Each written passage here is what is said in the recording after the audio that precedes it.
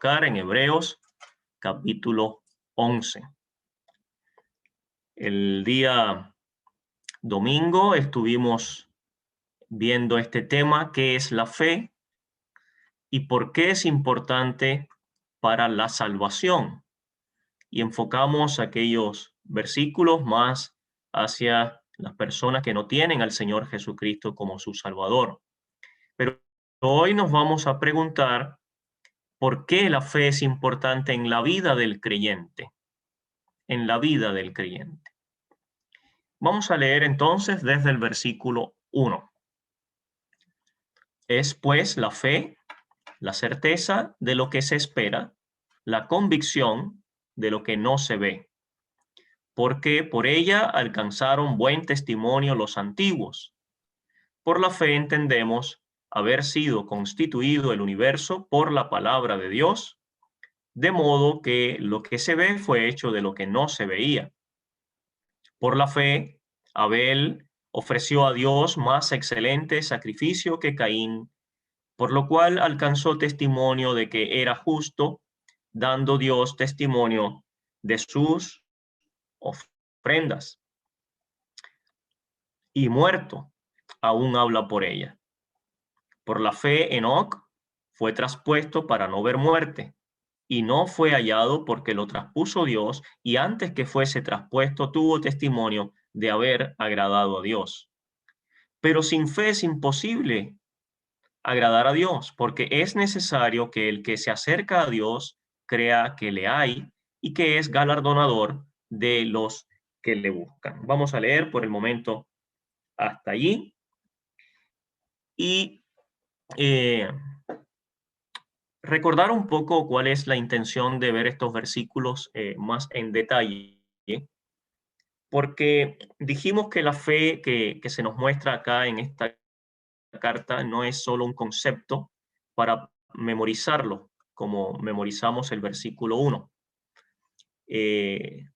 lo cual es importante, memorizar la escritura, pero no solo que se quede ahí como algo que nos aprendemos, sino que más bien lo que tenemos aquí es un ejercicio práctico de la fe, es una aplicación práctica de la fe, es cómo se vive la fe, porque dijimos que hay personas identificadas, personas reales, en este capítulo 11.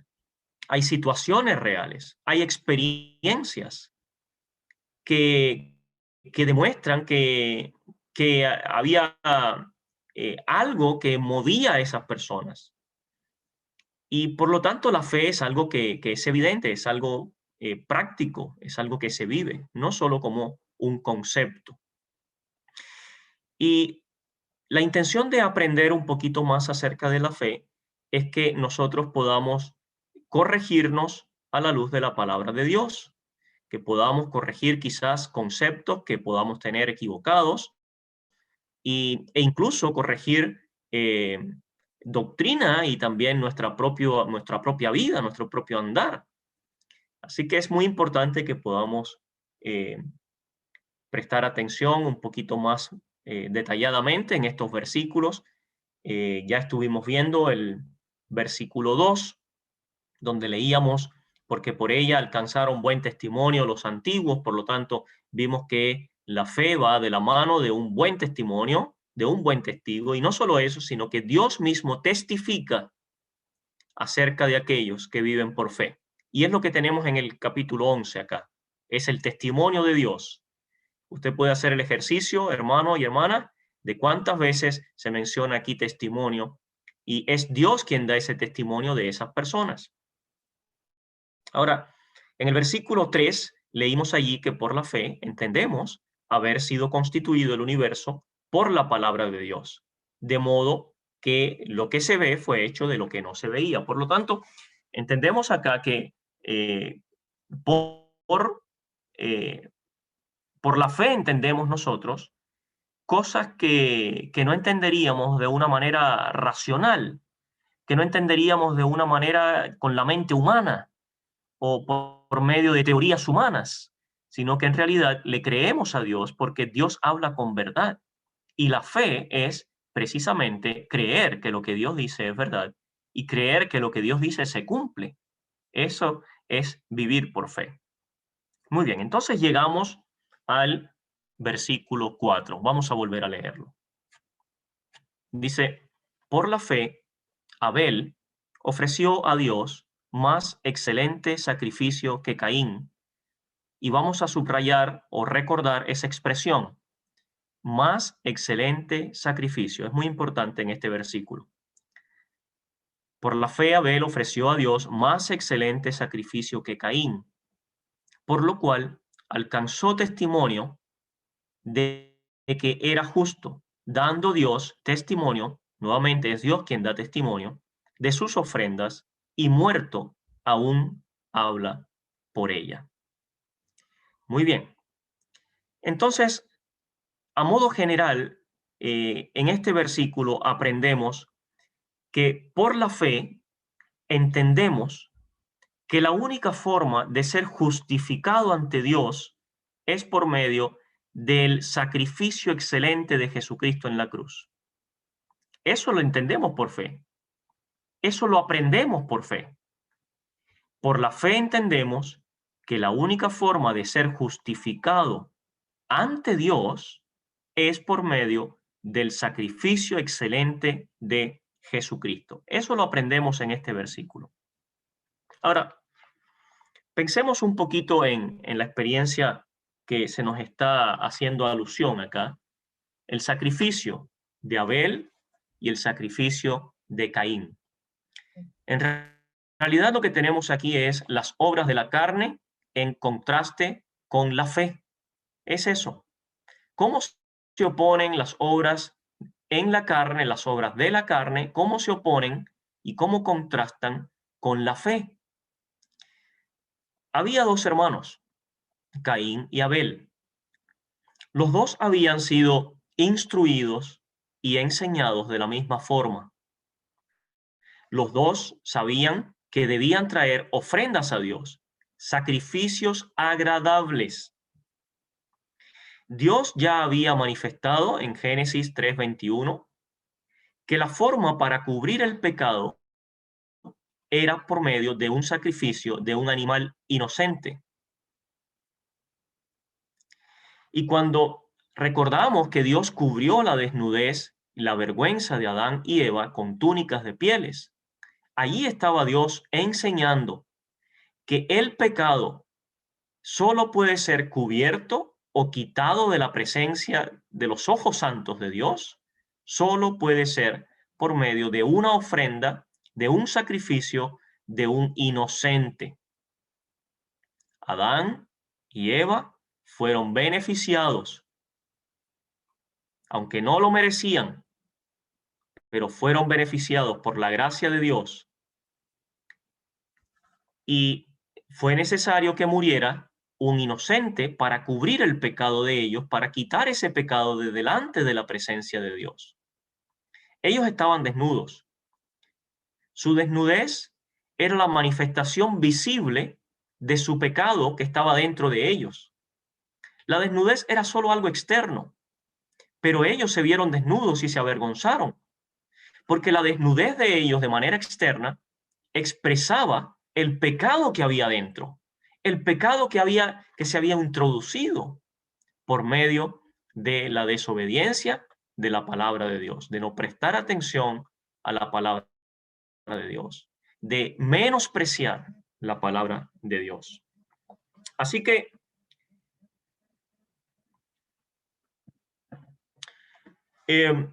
Dios había maldecido la tierra y el fruto de la tierra a causa del pecado. Y entonces leemos en Génesis 4:3, si podemos leer allí, Génesis 4:3.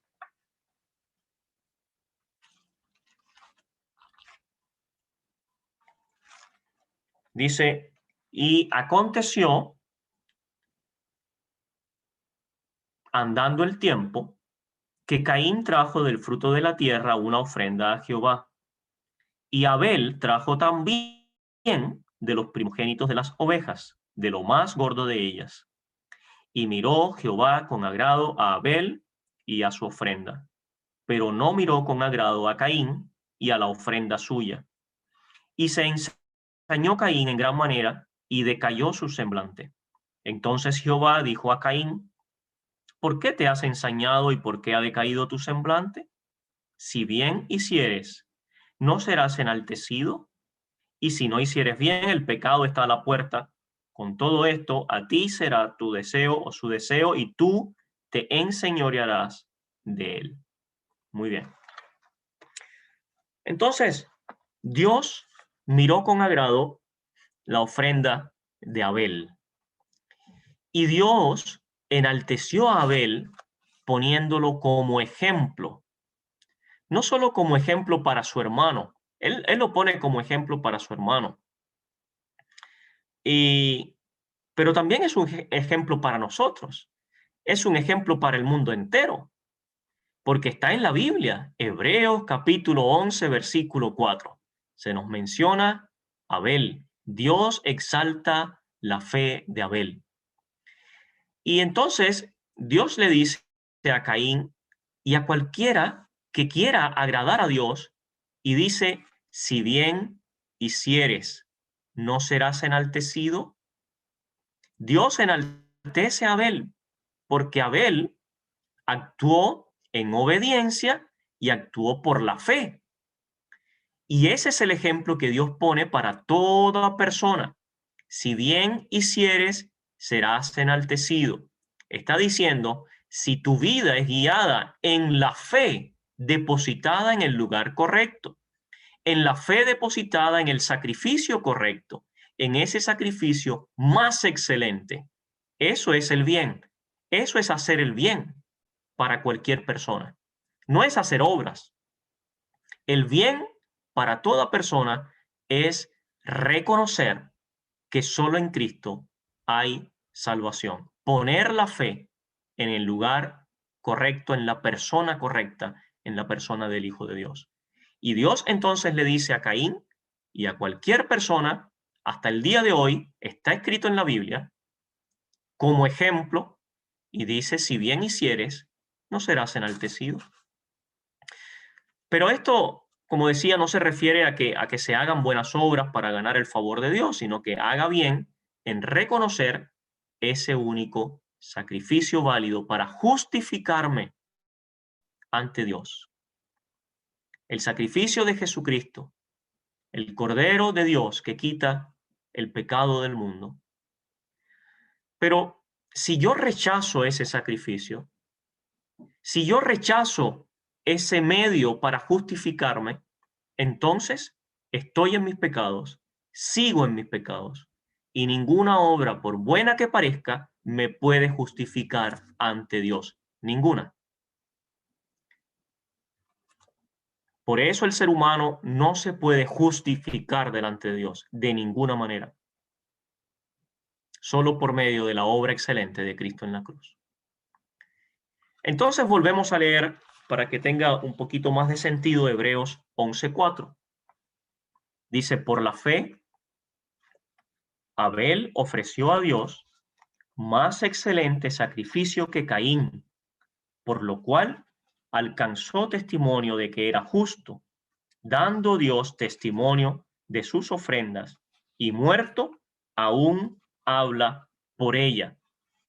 Bueno, cuando se dice que aún habla por ella, podríamos pensar varias cosas: que aún habla por esa ofrenda, pero también podríamos pensar que aún habla por esa fe. Entonces, cualquiera de esas ideas es importante porque está hablando hasta el día de hoy. Significa que está testificando hasta el día de hoy. También podemos pensar que por esa sangre derramada del justo, también habla por ella. Muy bien, esas son algunas ideas que podemos pensar allí. Entonces, por la fe, yo reconozco que la única forma de justificarme ante Dios es por medio de un sacrificio. Pero no me sirven mis sacrificios humanos, por meritorios que parezcan. Solo me sirve el sacrificio de Jesús en la cruz, en el Calvario. Abel no ofreció simplemente un sacrificio cualquiera. Eso es importante que lo entendamos. ¿Y saben por qué es importante esto? No fue cualquier sacrificio, porque Caín también se sacrificó. Podríamos pensar que Caín se sacrificó aún más que Abel, se esforzó aún más que Abel. Podríamos decir, sudó más que Abel para traer esa ofrenda, para traer el fruto de la tierra. Pero Abel trajo un más excelente sacrificio, el sacrificio que mostraba como anticipo al Señor Jesucristo, el sacrificio más excelente, el sacrificio del Hijo de Dios. Entonces, entendemos esto, que por la fe entendemos que la única forma de justificarme ante Dios es por medio de ese sacrificio excelente. Algunos textos nos ayudan a recordar, por ejemplo, Gálatas 2:16 se nos dice, sabiendo que el hombre no es justificado por las obras de la ley. Ese es Caín. Caín pensaba ser justificado por las obras, pero Pablo le dice a los Gálatas, sabiendo, es algo que debe estar sabido. Es importante que lo entendamos, que lo enseñemos, que lo prediquemos, sabiendo que el hombre no es justificado por las obras de la ley, sino por la fe de Jesucristo. Y ahí tenemos que poner el énfasis, subrayarlo, recordarlo. Es por la fe de Jesucristo. Nosotros también, dice el apóstol Pablo, hemos creído en Jesucristo para ser justificados, y nuevamente dice, por la fe de Cristo. Eso está en Gálatas 2:16. Y no por las obras de la ley, por cuanto por las obras de la ley nadie será justificado. Entonces, comienza diciendo el apóstol en el versículo 16 que el hombre no es justificado por las obras de la ley. Y termina diciendo en ese mismo versículo que por esas obras de la ley nadie será justificado. ¿Bien? También cuando le habla a los romanos, le escribe a los romanos, les dice en el capítulo 3, versículo 22, la justicia de Dios por medio de la fe en Jesucristo. Está claro ahí. La justicia de Dios es aplicable a nosotros solamente por medio de la fe en Jesucristo. Para todos los que creen en Él, por cuanto todos pecaron y están destituidos de la gloria de Dios. Por lo tanto, lo que entendió Abel es muy importante. Lo que apreció Abel por fe tiene validez hasta el día de hoy. Que nadie es justificado. Y él le testificó a su hermano. Nos testifica a nosotros y a toda persona. Él está testificando que nadie es justificado por las obras. Bueno, y el hermano puede haberse enojado al punto de matarlo, porque no quiso entender que no había justificación por sus obras, por muy esforzado que fuera, sino solamente por medio de la fe en Jesucristo. Entonces, esta fe es importante aplicarla de manera correcta, ponerla en el lugar correcto, en la cruz del Calvario, en la persona del Hijo de Dios. Y por eso, en Primera de Juan, capítulo 2, versículo 1 y 2, dice el apóstol Juan, hijitos míos, estas cosas os escribo para que no pequéis. Y si alguno hubiere pecado, abogado tenemos para con el Padre, a Jesucristo el justo. Y Él es la propiciación por nuestros pecados, y no solamente por los nuestros, sino también por los de todo el mundo. Cristo es la propiciación por nuestros pecados, hermanos. No hay otra forma. Entonces, es imposible que alguien diga que vive por fe o que es una persona de fe si aún no ha sido salvado por la fe en la obra de Cristo. ¿Lo vemos? Muy bien. Vamos a avanzar un poquito entonces. Versículo 5. Tenemos otra persona acá.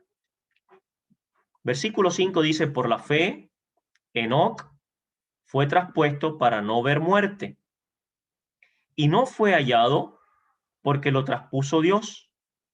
Y antes que fuese traspuesto tuvo testimonio de haber agradado a Dios. Nuevamente la palabra testimonio. Este capítulo 11 es un capítulo que testifica. Testifican los hombres de Dios y testifica Dios acerca de la fe de esos hombres. Tenemos a Enoc.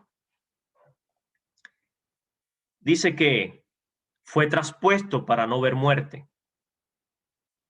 Esa palabra trasponer significa desaparecer o trasladar.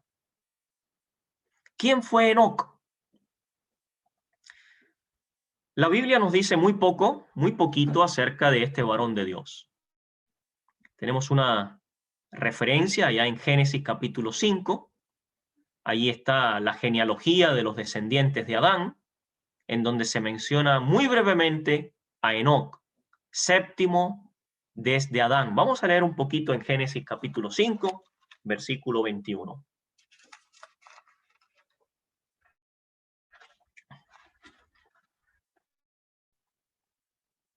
Dice, vivió Enoc 65 años y engendró a Matusalén.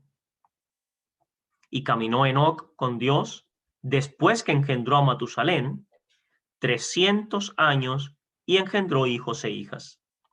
Y fueron todos los días de Enoc 365 años. Caminó pues Enoc con Dios y desapareció porque le llevó Dios. Muy bien. Vamos a leer hasta ahí.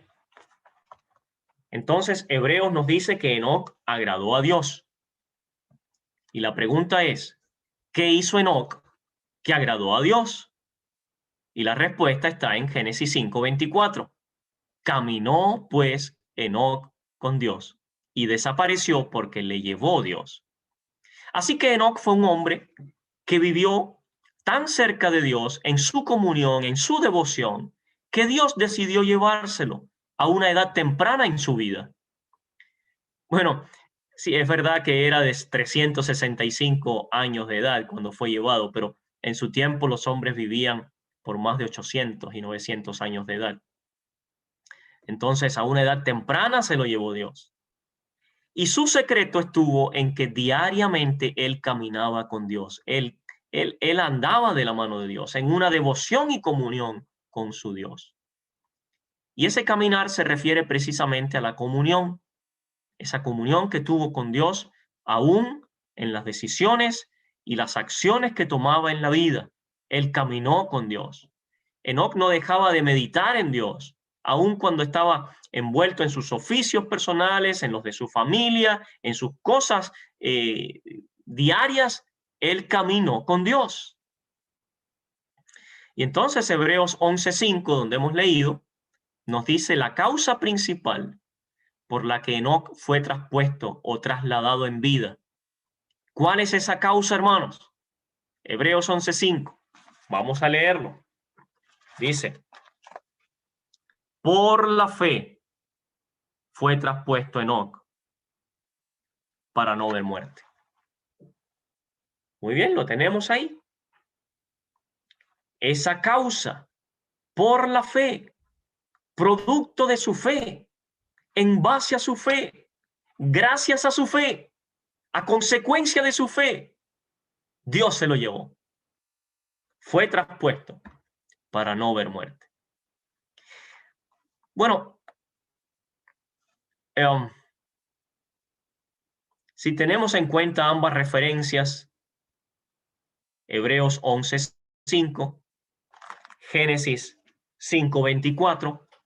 Entonces tenemos aquella conclusión tremenda que Enoc caminó por fe. Es eso. En Génesis se nos dice que él caminó con Dios. En Hebreos se nos dice que por la fe, y podemos concluir que Enoc caminó por fe. Significa que él vivió en la fe. Vivió en la fe. Ahora, ¿cuál es el anhelo de aquel que camina por fe en Jesucristo? Bueno, el anhelo debe ser estar presente al Señor. Esa es la imagen que tenemos aquí. Aquel Enoc que caminó por fe, que caminó de la mano de Dios por fe, y Dios lo traspuso para no ver muerte, nos representa que el sustento y el anhelo, la esperanza de aquel que camina por fe es estar con su Señor, es ir al encuentro de su Señor. Qué hermoso lo que aprendemos con este tremendo varón de Dios, estar presente al Señor. Y por eso la muerte deja de ser un enemigo temeroso. Para el creyente, la muerte es el medio por el cual pasamos de estar ausentes a estar presentes al Señor. Y no nos cabe duda que Enoc anhelaba aquello también. Él anhelaba un día estar en la presencia de ese Dios del cual él andaba de la mano día a día, en plena comunión día a día. Su anhelo seguramente era que un día iba a estar con ese Señor por la eternidad. Entonces la corta narración de la vida de Enoc nos marca que hubo un antes y un después en su vida. No sé si lo notó mientras lo leímos ahí en Génesis 5. Ese evento que marca un antes y un después en su vida está marcado con un nuevo nacimiento. El nacimiento de su hijo Matusalén. Se nos dice que después que engendró a Matusalén, algo pasó en la vida de Enoc, que él caminó en plena comunión con Dios. ¿Ven? Lo tenemos ahí entonces en Génesis 5:22. Dice, y caminó Enoc con Dios después que engendró a Matusalén. Esa experiencia de ese nuevo nacimiento marcó un antes y un después en la vida de Enoc. Ese cambio ocurre en la vida de una persona cuando recibe a Jesús como Salvador. Se produce un nuevo nacimiento en esta persona. Se produce un nuevo nacimiento en esta persona que antes estaba muerta en delitos y pecados, pero ahora por la fe viene a Cristo y es nacido de nuevo en la familia de Dios, por la fe en Cristo. Enoc nos hace recordar que hay un evento inminente en la vida de toda persona que es ineludible. Y ese evento es la muerte física. Pero también hay un evento que es inminente en la vida de un creyente, y es la venida del Señor Jesucristo a buscarnos para llevarnos con Él. Y ahí en Génesis 5, cuando leemos la genealogía de los descendientes de Adán, llama la atención la descripción de la vida de todos los hombres. Mire cómo se describe la vida de todos los hombres en Génesis 5. Dice,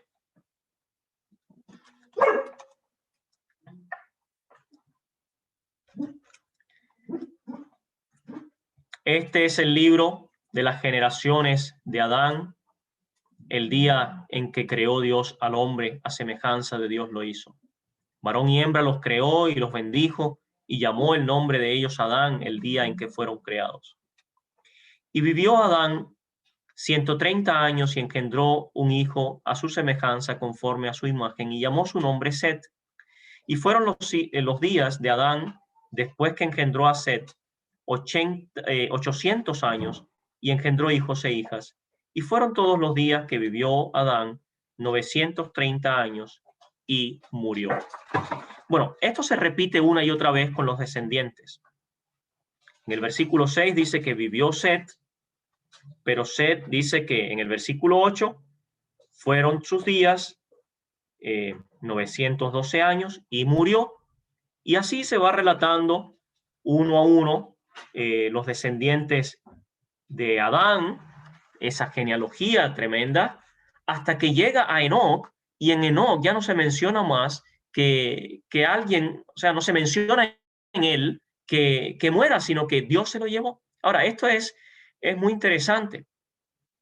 El parámetro de todo ser humano es que nació, tuvo hijos y murió. Es lo que leemos ahí en el capítulo 5.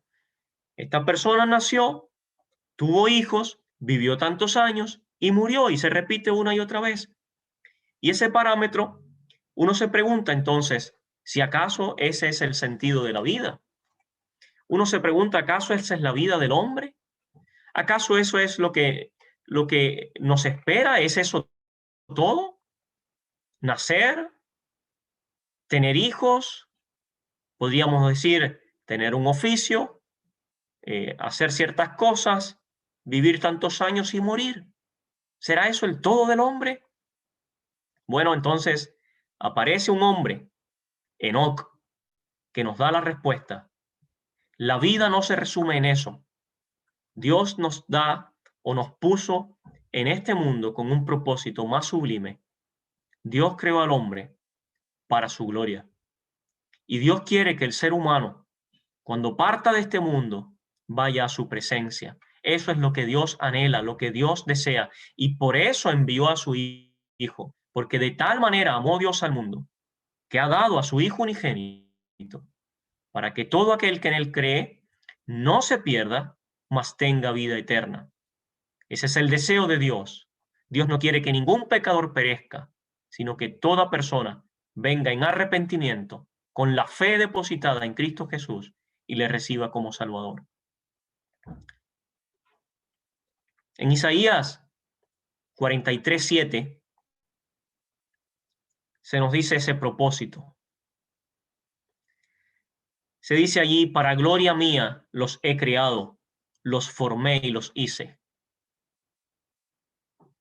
Esa es la declaración de un Dios que es lleno de gracia y amor y paciencia para con su criatura.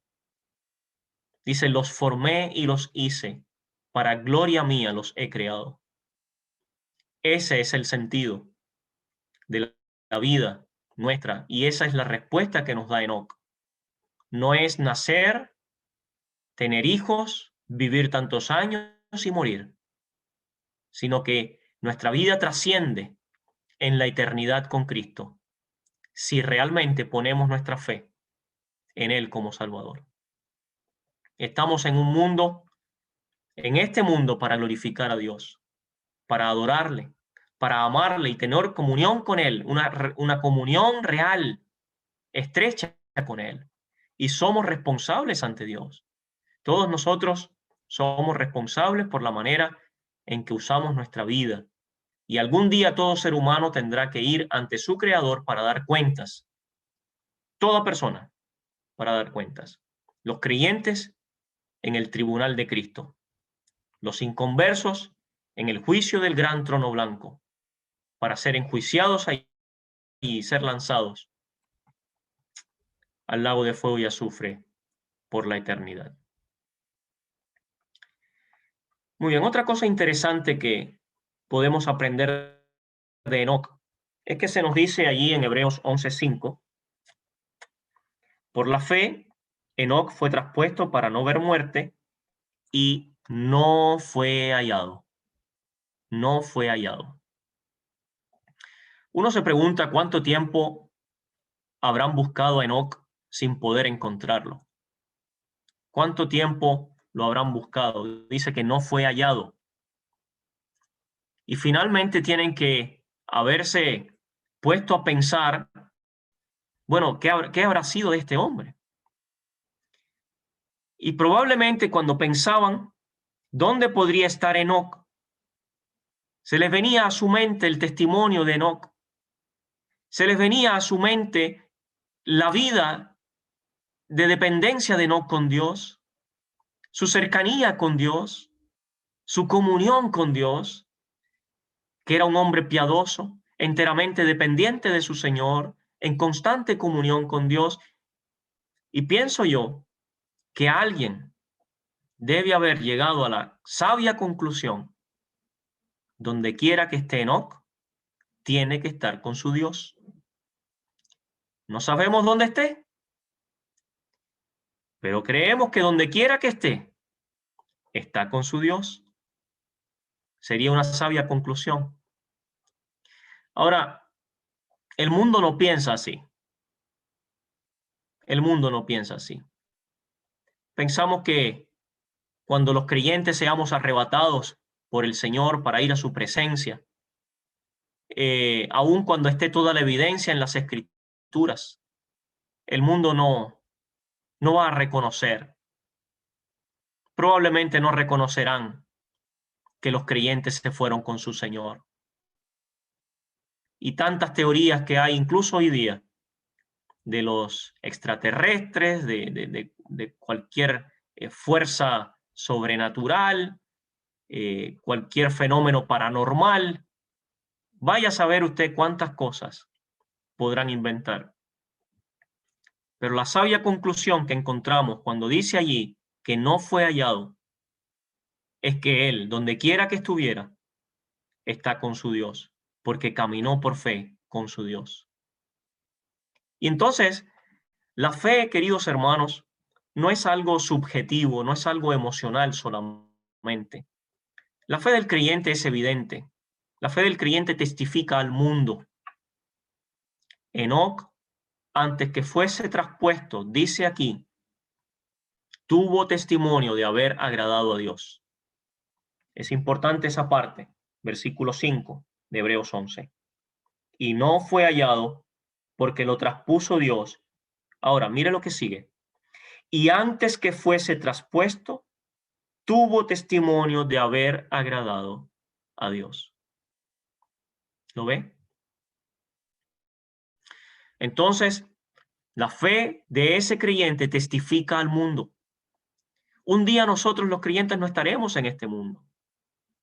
Y si hemos dado testimonio de nuestra fe en Jesucristo, será evidente que estaremos con el Señor. Si cada uno de nosotros parte atravesando la muerte y parte de este mundo, atravesando ese túnel de la muerte, hay una evidencia, si hemos depositado nuestra fe en Cristo Jesús, de que estamos con el Señor, eternamente con Cristo. Y era el anhelo del apóstol Pablo. Él decía, yo deseo, anhelo partir y estar con Cristo, lo cual es muchísimo mejor. Ese era el anhelo de su corazón.